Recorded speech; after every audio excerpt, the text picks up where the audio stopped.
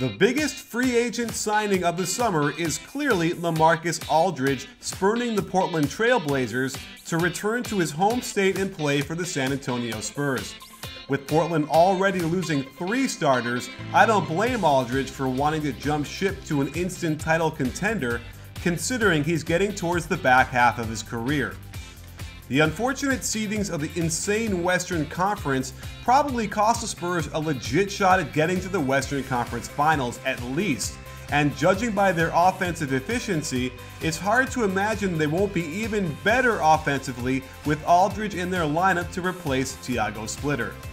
The Spurs' overall offense was ranked 7th last season, and the most common method of attack, the spot-up, ranked 4th overall. Losing Bellinelli will surely hurt them, since he was one of the best spot-up shooters in the NBA last year, but Aldridge will undoubtedly make up for it.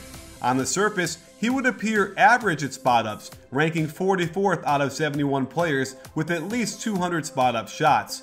However, it's merely because he takes a lot less threes than the top spot-up shooters.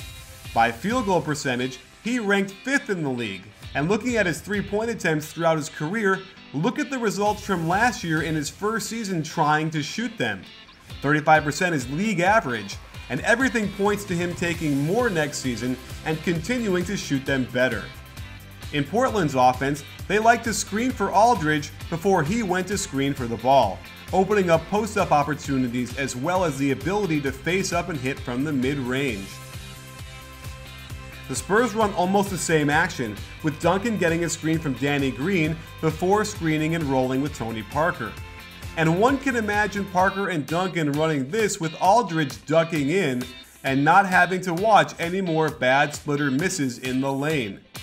The Blazers also ran a Spurs staple called 25, where the 2-guard screens for the center before the center screens for the ball. This got lots of pick and pops for Aldridge in one of his sweet spots at the top of the circle. Here, the Spurs running the exact same play, and while it opens up the layup for Parker, there is plenty of options to get Aldridge the ball in this scenario. Imagine Aldridge is playing Bonner's position in this version of 25. The Spurs flow beautifully into dribble pitch, and keep an eye on how open Bonner is on this. If Kawhi doesn't get the layup, Aldridge will be getting tons of open looks.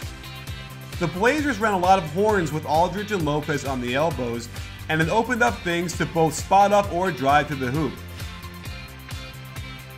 The Spurs run horns on steroids, using motion first before breaking into the set, and with their attention to supreme ball movement, Aldridge could conceivably get some of the easiest shots of his career in San Antonio.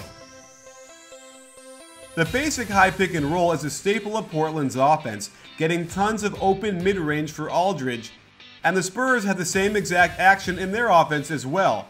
And Aldridge is no doubt an upgrade over Duncan trying to hit this shot, and he's also better at getting the short roll and scoring at the basket as well. The Spurs posted up less than 10% of the time last year and ranked 6th overall in efficiency. They certainly had the basic post-up for Duncan in the block, and he was surprisingly ineffective down there last year. Interestingly, Splitter was the Spurs' highest-rated post player in limited touches, but they are now replacing him with a player with much better moves, touch, hands, and overall scoring ability, especially in crunch time. Aldridge is simply another devastating low-block weapon the Spurs can go to in close games down the stretch. I am certain Coach Popovich will not miss the sight of Splitter trying to shoot his awkward jump hooks and strange off-balance scoop shots. Aldridge thrived in the Portland offense by being the fulcrum from the elbow. On this high post split, he's able to ball screen and pop into open space.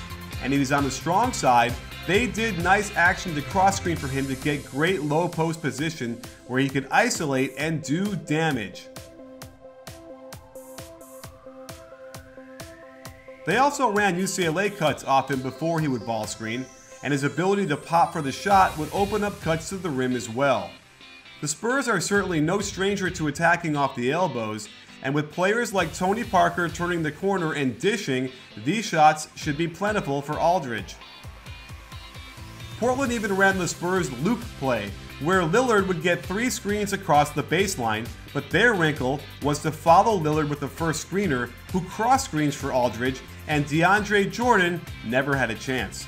The Spurs have all sorts of options out of their loop, where they even go into Duncan before Parker starts his cut. I wanted to include a brief word about Aldridge and his underrated passing.